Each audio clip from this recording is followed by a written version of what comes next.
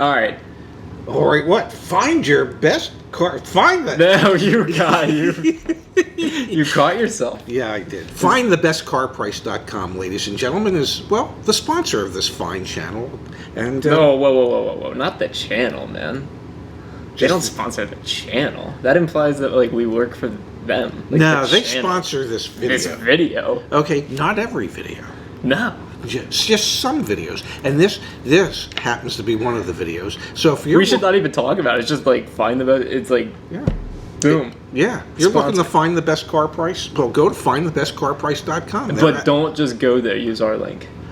Yeah, Please. because they're linking and they're aggregating and they're getting all the information that they need so that you can find the best car price by going to findthebestcarprice.com/insider, because God knows you don't want to ever be an outsider. Link down below. Let's get into the video. Thanks, Jeff. Sponsored the channel. You said the channel. Come on, man. We put too much time and energy into the channel. I was talking the English channel. Title of today's video. Yes. We're going to do something good with it. It's going to be something along the lines of, like, new car dealers don't make money, or dealers don't make money selling new cars. Here's where they do. We've talked about this a bunch of times, so you probably already know what we're going to get into, but new information came out from the big publicly traded auto dealers: Penske Automotive, Asbury, Group 1, Sonic Automotive, Lithia Motors. Who am I missing? There's one more I'm missing. Oh, AutoNation. Yeah. How could you forget the largest? Yeah, they are the largest. Yeah.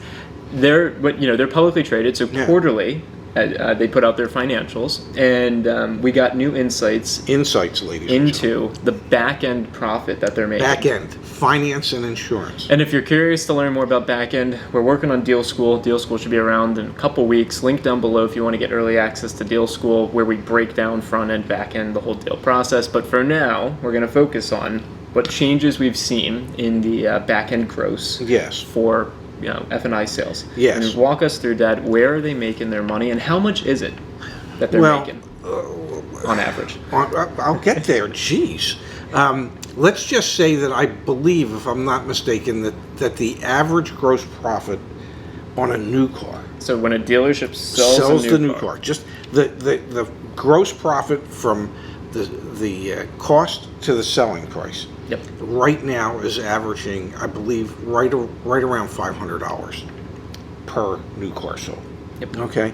Now, that's an average, which means there are some that sell for less and there's some that sell for more. So the average is about $500 per new car sold. And I know everybody thinks that the dealers are making thousands of dollars on every new car sold. They're not. Where they are making their money, especially thousands of dollars, especially the publicly traded groups, is on the back end. And what we mean by back end is the finance and insurance department, and what the finance guy is able to sell you. Now, I don't want to scare you, okay? Sit down. But if you wanna on average pay the most in back end profit, then head right over to your local AutoNation store, because their back-end profit on average on new cars is $2,172. Okay? $2,172 per car. Yep. Okay? And they sell a lot of cars. I don't know, 400,000 or 500,000 new cars a year. No, a year? I feel like they'd sell even more. Oh, I'm thinking total cars. But new cars, Yeah. So start doing the math. Just in finance, that's a ton of money. And just maybe, Dad, if you don't mind, for Yes. some perspective here, that $2,100 that comes from marking up loans, selling insurance products like scratch and dent, extended warranties, vehicle service contracts. Those things, when you're looking at the menu, they call it menu selling. Yes. Those things, the average profit when you're checking those boxes, $2,100. $2,172, almost $2,200. There is no other publicly traded group that is averaging over $2,000 per car. The one that comes closest is Sonic Automotive, and they're averaging $1,946 in finance and insurance profit per new car sold. And then it slowly drops down from that. Group 1 Automotive is averaging $1,882. Asbury Automotive is averaging $1,737. Lithia Motors out of Medford, Oregon, is averaging $1,590. Yep. And I can tell you from having worked for this gentleman, Mr. Penske, Roger Penske, the Penske Automotive Group is only averaging $1,325 per car. And I can tell you that Roger is not a happy camper being in last place when it comes to what the publicly traded.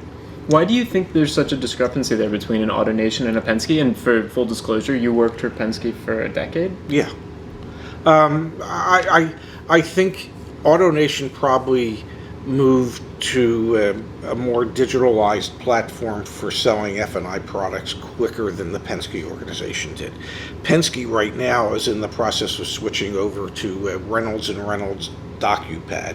And DocuPad, if you're not familiar, and I can put up a picture on the screen, it's literally like we're sitting at like a table. It's a pad, a tablet that's the size of the table. Yes. And you know the manager sits on that side. You sit here, and like everything just shows up.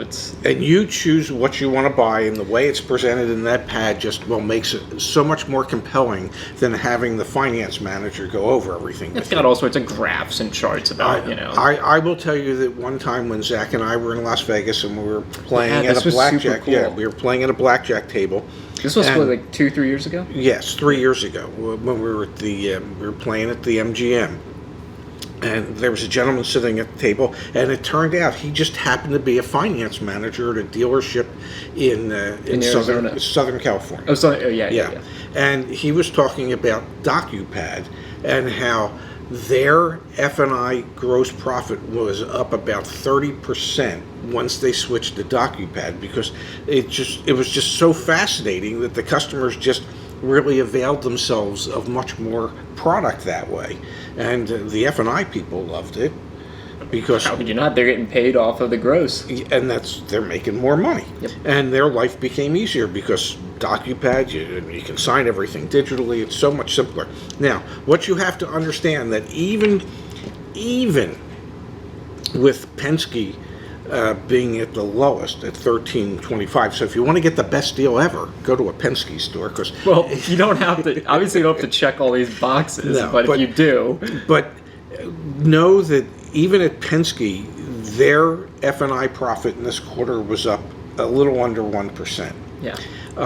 Every group was up anywhere from 12%. Wow.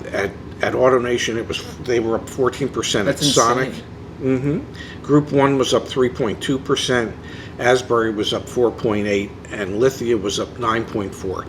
So you can begin to understand why dealerships are more willing to accept less front-end gross profit, because they are convinced statistically that they will more than make up for that on the back end in their F&I presentation. And so as a car buyer, as someone who's out here shopping for a new car or a used car, because we've done similar videos where we talk about, and I'll link to it, CarMax's back end profit versus Carvana's versus Vroom's. Yes, we did that a couple weeks ago. Yeah, a couple weeks ago. I'll link to it on the screen right about Yep.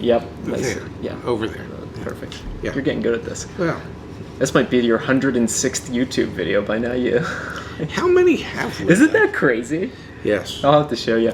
But the point I was going to make is you do not have to check all these boxes as you're going through the process. If you're just looking to buy a car, okay, and maybe you want to look at these things like an extended warranty or a vehicle service contract outside after the F&I, you can buy a car, you can go to the F&I office, you can not check any boxes, and then 10 minutes later you can go online and buy all the stuff. From like a broker, an insurance broker, from a third party. We're even working on figuring out if we're going to be able to offer it, and we can like be transparent with what the markup is. Like, you don't have to spend. I think I was talking to one of your old friends, who is a broker, and he said the average, built-in initial markup on I forget if it was an extended warranty or a vehicle service contract, was something like $1,500. Unfortunately, you've told us throughout a lot of videos, you can negotiate these when you're in that F&I office, and you should. Yeah, yes, you can. But if you don't... Yes, you're a fool. And you just say, well, you're not a fool. That's why you're watching these videos. If you don't, though, and you just sign off and you say, yeah, actually, I do want the extended warranty because this chart that I'm looking at on this DocuPad says well, if I drive 15,000 miles a year, by year 4, I'm up here, the graph is here, oh, this is how much I might, there's a lot of money that's being made that doesn't have to be made, and you can find cheaper ways to do it. And I think that's worth mentioning. I'm glad you mentioned it then. Thank you, Dan. You're welcome. That sounded like a promo for Your Auto Advocate. I mean, we're still researching if we're going to be able to do it, but even regardless if we're able to do it, there are other companies out there that sell these things. Obviously they're not going to be through the manufacturer if you do it outside of the dealership. That's one of the benefits of buying through the dealership, is that if you want a factory-sponsored extended warranty, the only way to get that obviously is through or a factory-sponsored maintenance plan. Yeah, maintenance plan. Yeah, obviously you have to do that through the dealership, but they make a considerable amount of money off of this. Yes, and the reason they do is because dealerships are a profit-making operation. Of course. Yes. Doesn't mean you shouldn't be informed about it. No, I'm not suggesting that you shouldn't. Just you need to understand that they have to make a profit to stay in business. Yeah. And in my heart of hearts, I believe most people would want their local dealerships to stay in business in case, God forbid, they ever have a problem. We should not go down this path, because I so strongly disagree that you don't even know what I was going to say. If you have a problem, you have somewhere to take your car. Yeah. I knew exactly what you were going to say. Well, why wouldn't you want that? Because the whole, we talked about this in that Tesla video, link over there. Screw Tesla. The dealership model's flawed, then.